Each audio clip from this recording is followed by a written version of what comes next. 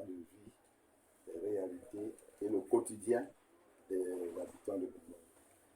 J'ai décidé donc de venir pour qu'ensemble, nous puissions relancer notre ville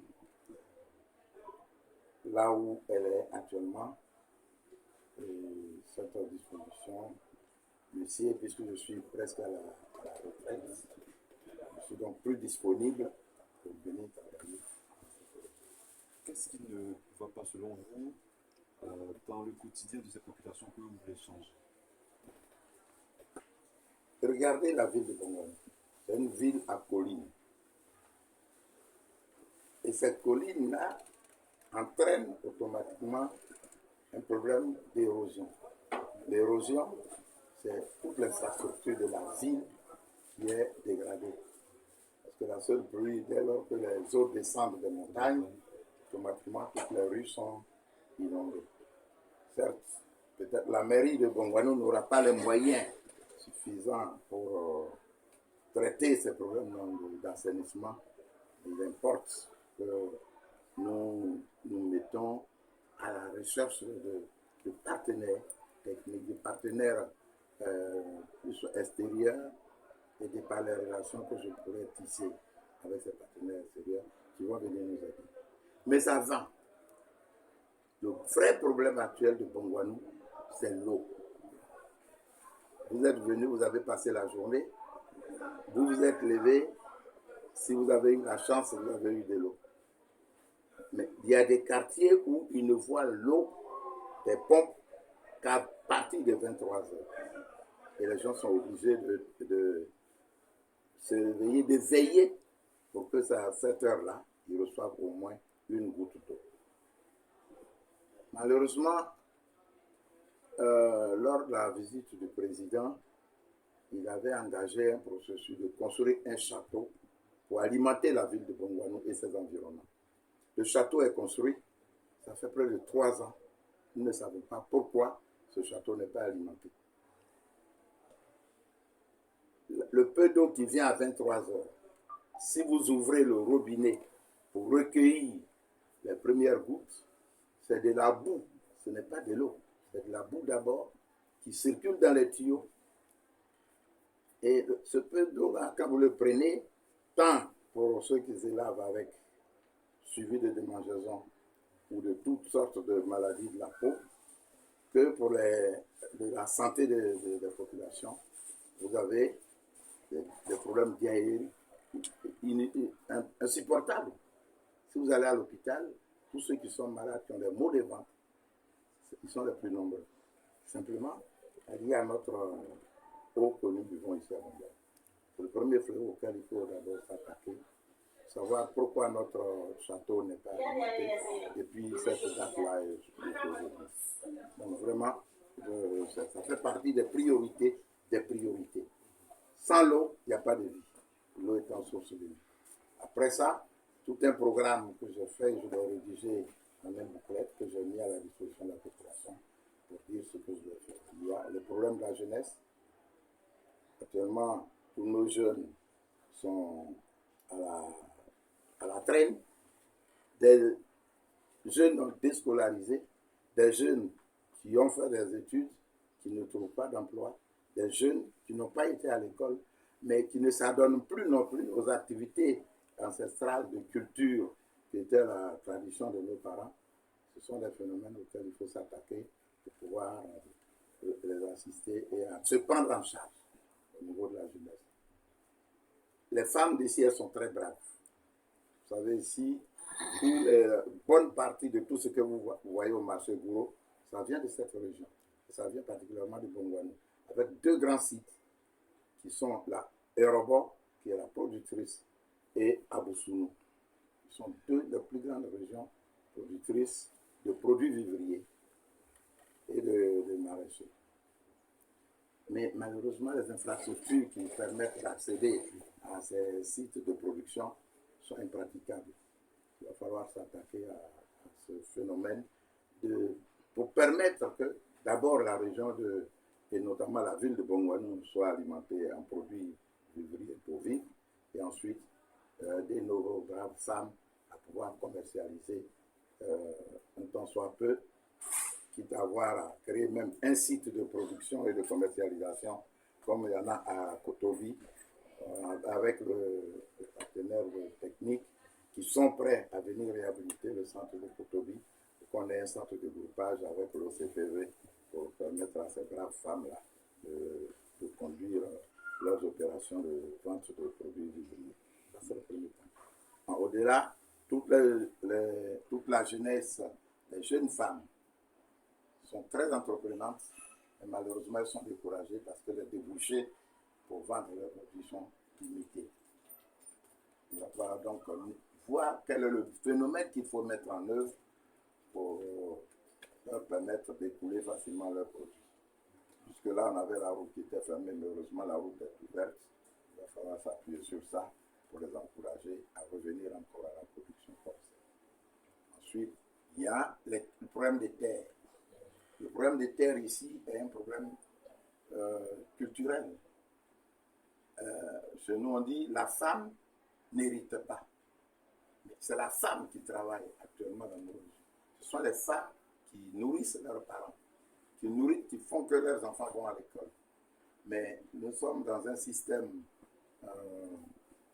de génération, enfin, entre autres, l'interdiction d'une femme d'hériter. Nous avons des systèmes qui ne permettent pas aux femmes d'hériter, mais leur permettre d'avoir au moins une partie des terres laissées par nos parents ou nos anciens parents, c'est un phénomène auquel je vais m'attaquer particulièrement pour qu'elles aient aussi accès aux terres laissées par nos parents.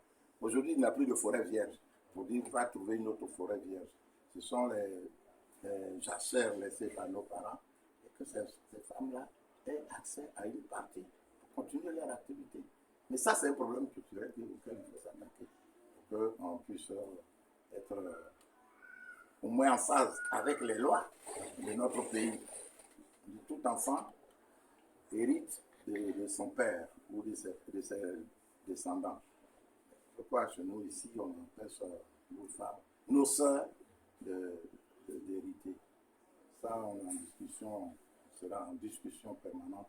Et là aussi, je pense qu'avec le royaume, ce phénomène-là, on est tout le juguler, il faut mettre l'accès à la terre par la femme. Ce sont les temps de problèmes auxquels on va s'attaquer très rapidement pour que, au moins, la ville de Bongouanou soit attrayante.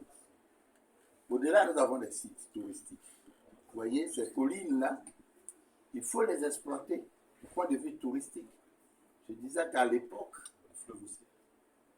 d'abord la ville avec les collines qui sont autour.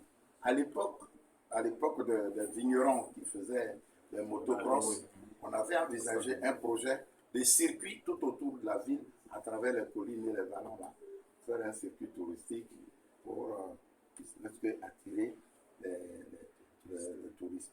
Et puis les motocross, qui sont des activités génératrices de revenus pour tout le monde. L'hôtellerie, là, y gagnerait, les restaurants, y gagneraient, les marchands de tout bord pourraient gagner quelque chose. Le site touristique dans la ville de Bongouanou, c'est le lac aux poissons moustachus. Aujourd'hui, vous voyez, c'est un site qui est devenu un site religieux, ou je dirais mystique, où les gens viennent prier et beaucoup de gens reviennent avec satisfaction pour venir nous dire merci. Oui, je suis venu prier, j'ai donné des aliments aux poissons de ce lac, le lac Sokoté, et je suis allé, ce que j'ai souhaité, j'ai obtenu. Les premières clôtures que vous avez vues là, c'est une dame qui est venue faire la clôture. Aujourd'hui, la mairie a pris en charge de refaire la clôture. Nous allons poursuivre ce travail qui a été entamé, mais mieux, nous projetons de faire de ce site le site où on va lancer nos activités de fin d'année, comme cela se fait à Abidjan. C'est pourquoi on a mis la plateforme autour, en face de Radio Moronou, et tout autour là, nous allons mettre des sites d'exploitation, soit des restaurants, soit pour des activités culturelles, ou des choses avec un projet de construction de restaurants sur pilotis dans le fleuve. sont autant de choses que nous envisageons. C'est ce pourquoi nous avons décidé d'être candidats. Alors, au-delà de ces aspirations, est-ce que vous pensez à la cohésion dans la région? Parce que celle-ci est un tout petit peu, a été toujours fragilisée. Je dirais non. Je dirais non.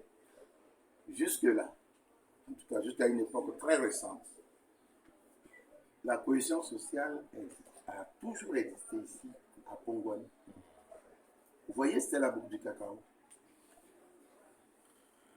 Il y a eu des vagues comment on appelle, d'étrangers venus des pays voisins qui se sont établis ici. On n'a jamais eu d'accrochage à ce niveau-là. C'est les dernières années, les dernières élections où il y a eu des accrochages. Sinon ici, on est tellement démocratique que les premières femmes députées sont sorties d'ici. On n'a jamais eu de problème.